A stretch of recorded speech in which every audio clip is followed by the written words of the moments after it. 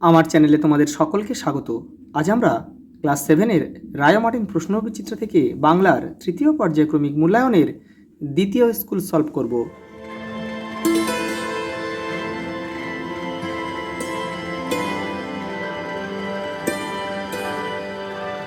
দেখো, দ্বিতীয় স্কুল যারা আগের সেটটা দেখোনি কিংবা পরিবেশ, ইতিহাস, ভূগোল দেখোনি তারা চ্যানেলের প্লেলিস্টে যাবে, ওখানে কিন্তু দেওয়া রয়েছে। দেখো, কৃত্তিবাস পত্রিকার প্রতিষ্ঠাতা সম্পাদক কে? সুনীল গঙ্গোপাধ্যায়। রাষ্ট্রসংঘ প্রতিষ্ঠিত হয় 1945 খ্রিস্টাব্দে। বর্ষামঙ্গল অনুষ্ঠিত হয় শ্রাবণ মাসে। এই দেখো, পেন্সিল, নোটবুক এ হাতে। এখানে তোমরা বুঝতে পারছো কি যে কবিতাটা কিন্তু ভালোভাবে কিন্তু খুব মুখস্থ করতে হবে। দেখো, এখানে বৃষ্টিমুখর লাজুক গায়ে, গায়ে শব্দটি এসেছে গ্রাম থেকে। দিন ফুরলেও কি ছাড়ে না? দিন ফুরলেও দেখো মাঠ ছাড়ে না। কবিতাগুলো কিন্তু তোমরা খুব ভালোভাবে মুখস্থ করবে। দেখো, গম যুক্ত যথ সমান সমান গম্য। গম্য এর অর্থ কী? যেখানে যাওয়া যায়। এই যে অপশান কয় আমাদের সঠিক উত্তর হবে। পরেরটা দেখো, গঠনগত বিচারে বাংলা শব্দের রূপ কয়টি? দুইটি। কি কি? মৌলিক শব্দ আর সাধিত শব্দ। একটু লিখে দিচ্ছি এখানে। মৌলিক শব্দ আর সাধিত শব্দ। সাধিত শব্দ। দেখো, কৃত প্রত্যয়ের আরেক নাম ধাতু প্রত্যয়। অপশান ক আমাদের সঠিক উত্তর। দেখো পরেরটা, সে ভাত খাচ্ছিল। এখানে খাচ্ছিল পদটি কিন্তু একটা অসমাপিকা ক্রিয়াপদ। খাচ্ছিল কাজটা কিন্তু সমাপ্ত হয়নি। দেখো, পরের প্রশ্ন রয়েছে, তিনি ছাত্রদেরকে বাংলা পড়ান। দেখো, এখানে ছাত্রদেরকে হলো কি পদ?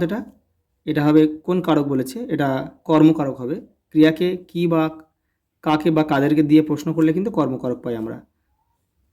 দেখো, পরের প্রশ্ন, মেঘচর গল্পটি কে লিখেছেন? সুনীল গঙ্গোপাধ্যায়।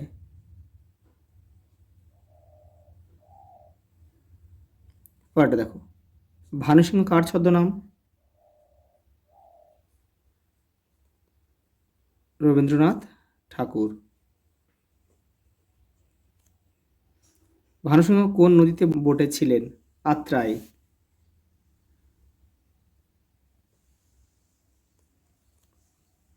পরেরটা দেখো, নোটবুকে কি লেখা থাকে? কিল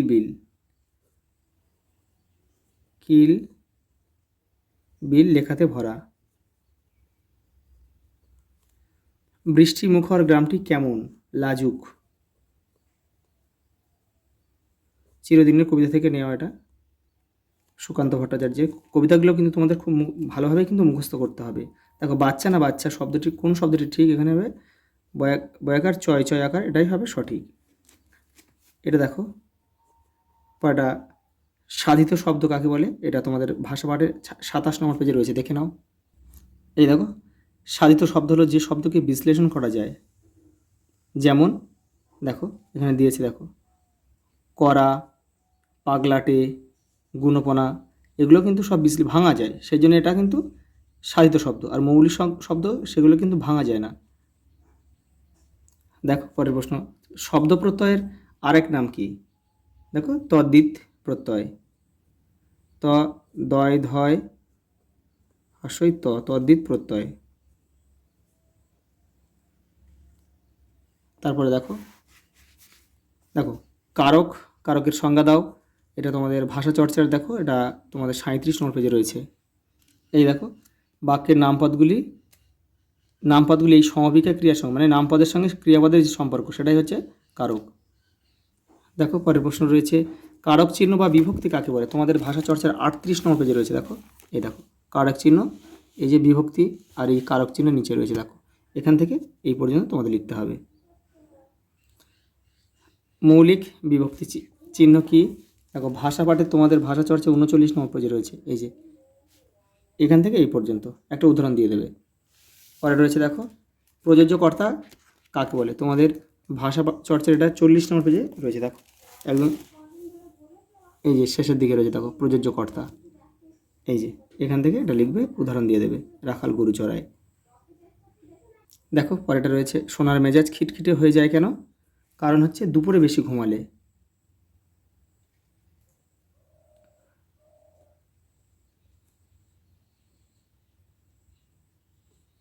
দুপুরে বেশি ঘুমালে।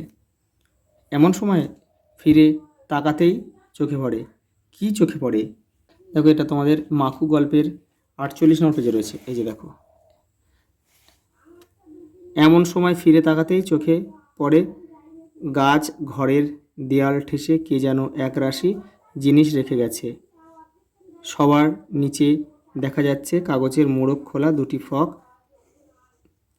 তার উপর গাছের। এই পর্যন্ত লিখবে, এই পর্যন্ত লিখলেই হয়ে যাবে।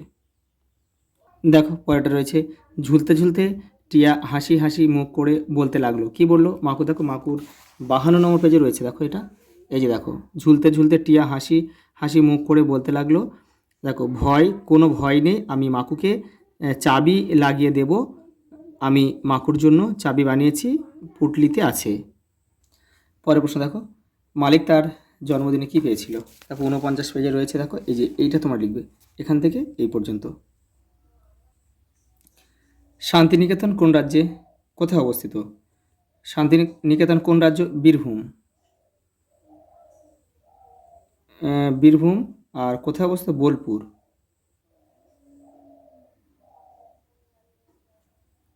রবীন্দ্রনাথ ঠাকুরের কবে কোথায় মৃত্যু হয়? দেখো এটা হবে কবে কোথায় মৃত্যু হয়। কবে হয়েছিল? 1941 খ্রিস্টাব্দে মৃত্যু হয়েছিল। কোথায়? কলকাতায়। কলকাতায় তার জোড়াসাঁকো ঠাকুর বাড়িতেই তার মৃত্যু হয়, কলকাতা। মেঘচোর রচনাটি কী ধরনের? এটা হচ্ছে কল্পবিজ্ঞান।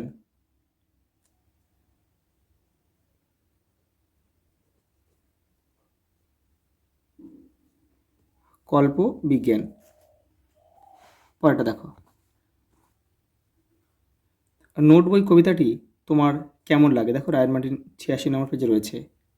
এই যে এইটা, এখান থেকে তোমরা এটা লিখলে কিন্তু হয়ে যাবে।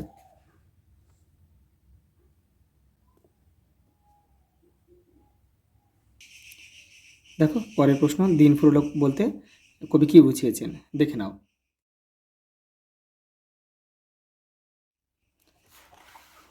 পরের প্রশ্ন রয়েছে চিরদিনের কবিতায় কোন কোন সময়ের কথা আছে?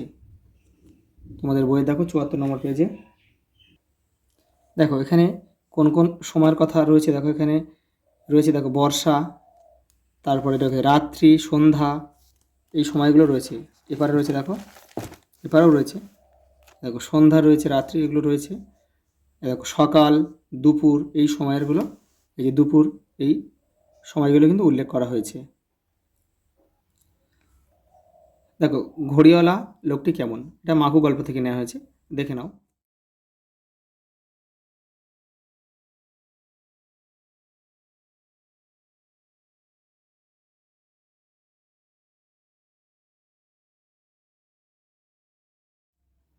পরেরটা দেখো, জাদুঘরকে তোমার কেমন লাগে সংক্ষেপে লেখো, দেখে নাও।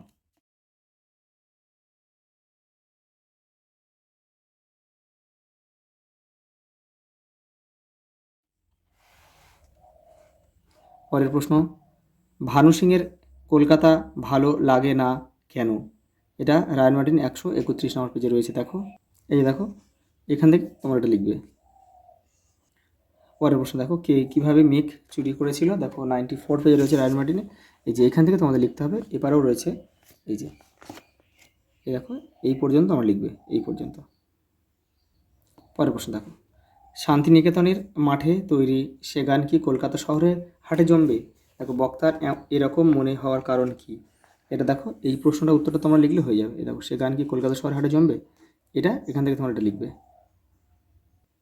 পরের প্রশ্ন, নোট বইতে কি কি লেখা আছে নিজের ভাষায় লেখো। দেখো এইটা তোমরা এইটা লিখবে, এই যে এই প্রশ্ন এখান থেকে তোমরা লিখবে, এইটা পুরোটা লিখবে, এই পর্যন্ত।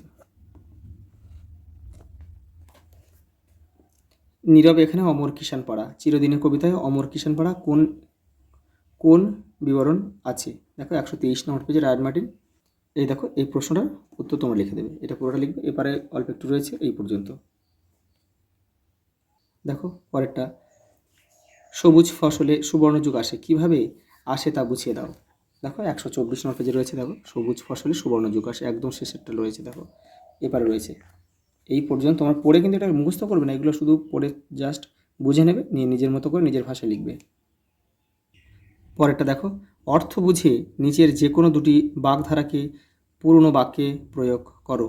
দেখো বক ধার্মিক, ভাগের মা, আর আছে বিদুরের খুঁত। দেখো এটা রায়ান মার্টিন 319 নম্বর পেজে রয়েছে। এ দেখো ভাগের মা, এই দেখো ভাগের মা মানে কি যৌথ ব্যাপার, এই মানেটা কিন্তু অর্থটা লিখতে হবে, লিখে তোমাদের এই ভাগের মা দিয়ে একটা বাক্য রচনা করতে হবে। এটা এখান থেকে করা রয়েছে, দেখো 5 ভাইয়ের বাড়ি কি সহজে মেরামত করা যায়, সকলের মত নিতে হবে হবে কথাই বলে ভাগের মা গঙ্গা পায় না। দেখো আরেকটা রয়েছে এখানে, আরও দুটো রয়েছে এখানে, বক ধার্মিক মানে ভণ্ড, অর্থ লিখবে বাক্য রচনা করে দেবে। দেখো বিদুরের খুঁত, অর্থ লেখো, দেখো দরিদ্রের শ্রদ্ধা দত্ত সামান্যতম দ্রব্য। আর যখন তোমরা বাক্য রচনা করবে তখন কিন্তু এই বিদুরের খুঁত বা বগধা এই শব্দটা ব্যবহার করবে, এই অর্থটা কিন্তু ব্যবহার করবে না। দেখো পরেরটা রয়েছে, অর্থ ও ভাব অক্ষুণ্ণ রেখে নিচের বাক্যগুলিকে সংক্ষিপ্ত করো। যে খুব বেশি কথা বলে তাকে কি বলা হয়? বাচাল। দেখো যার কোনো কিছুতেই ভয় নেই, অকুত ভয়।